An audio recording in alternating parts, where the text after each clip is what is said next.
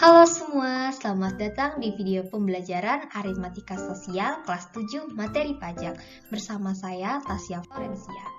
Adapun tujuan pembelajaran yang ingin dicapai melalui video pembelajaran ini adalah yang pertama, peserta didik mampu menjelaskan konsep pajak melalui mind mapping berdasarkan video YouTube yang telah diberikan dengan tepat.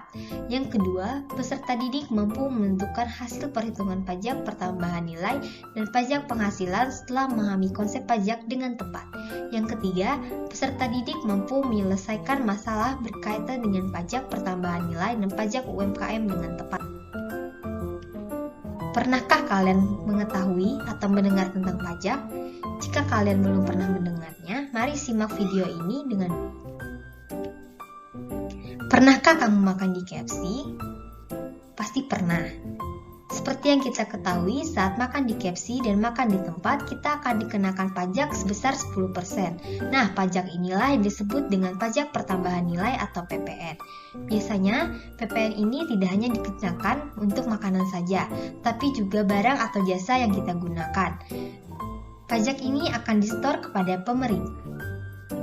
Kemudian, pernahkah kamu mendengar tentang penghasilan orang tuamu dipotong pajak? Nah, inilah yang disebut dengan pajak penghasilan atau PPH. PPH ini biasanya dikenakan kepada PNS atau pegawai swasta. Yang ketiga, kalian tahu tentang UMKM? UMKM adalah usaha mikro, kecil, dan menengah. Pajak UMKM dibebankan kepada pelaku usaha UMKM yang dibayarkan kepada pemerintah sebesar 0,5% setiap tahunnya atau setiap bulannya. Maka berdasarkan penjelasan sebelumnya, kita mengetahui bahwa pajak dibagi menjadi 3, yaitu yang pertama, pajak pertambahan nilai, pajak penghasilan, dan pajak UMKM. Kita masuk ke contoh yang pertama. Niput bersama Dini pergi ke sebuah restoran. Restoran tersebut mengenakan biaya PPN sebesar 10% untuk setiap makanan minuman yang mereka pesan. Jika total pesanan mereka adalah 385.000, maka berapakah total harga yang harus mereka bayar? Diketahui PPN sebesar 10% dan total pesanan adalah 385.000. Yang ditanyakan adalah total pesanan termasuk dengan PPN. Cara menjawabnya adalah kita menentukan besar PPN terlebih dahulu, yaitu 10% dikali dengan 385.000, yaitu 38.500. Total harga pembelian sama dengan 385.000 ditambah 38.500, yaitu 423.500. Jadi total harga yang harus mereka bayar adalah sebesar Rp423.500. Contoh yang kedua, seorang penulis buku memperoleh royalti sebesar Rp12.550.000. Belum dipotong pajak penghasilan sebesar 15%, maka berapakah penghasilan penulis setelah dipotong pajak? Diketahui penghasilan atau royalti sama dengan Rp12.550.000. PPH sama dengan 15%. Ditanya besar penghasilan setelah dipotong PPH. Cara menjawabnya yaitu kita menentukan terlebih dahulu besar PPH.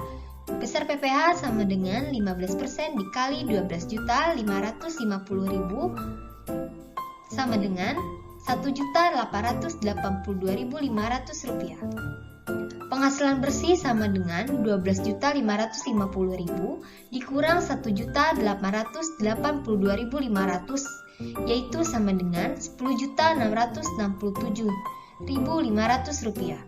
Jadi total penghasilan yang diterima oleh penulis setelah dipotong PPH adalah Rp10.667.500. Contoh yang ketiga, Pak Theo mempunyai usaha yang termasuk UMKM, yaitu usaha menjual bubur. Ia mempunyai omset per bulan yaitu Rp10 juta. Jika setiap bulan Pak Theo membayar pajak UMKM, maka berapakah yang harus dibayar Pak Theo? Besar pajak UMKM sebesar 0,5%. Diketahui omset per bulan yaitu Rp10 juta. Pajak UMKM sama dengan 0,5%. Yang ditanyakan adalah pajak UMKM yang harus dibayar setiap bulannya. Cara menjawabnya adalah besar pajak UMKM sama dengan 0,5% dikali 10 juta rupiah, yaitu 50.000. Jadi besar pajak UMKM yang harus dibayar Pak Theo setiap bulannya adalah 50.000 rupiah. Jadi, apakah kalian sudah memahami apa itu pajak?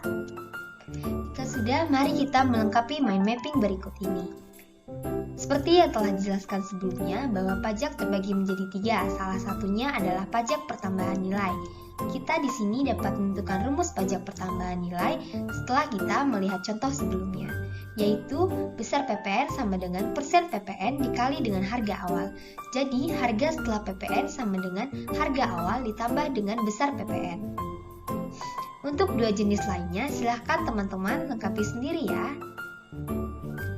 Demikian video pembelajaran kita, sampai jumpa di video selanjutnya. Dadah!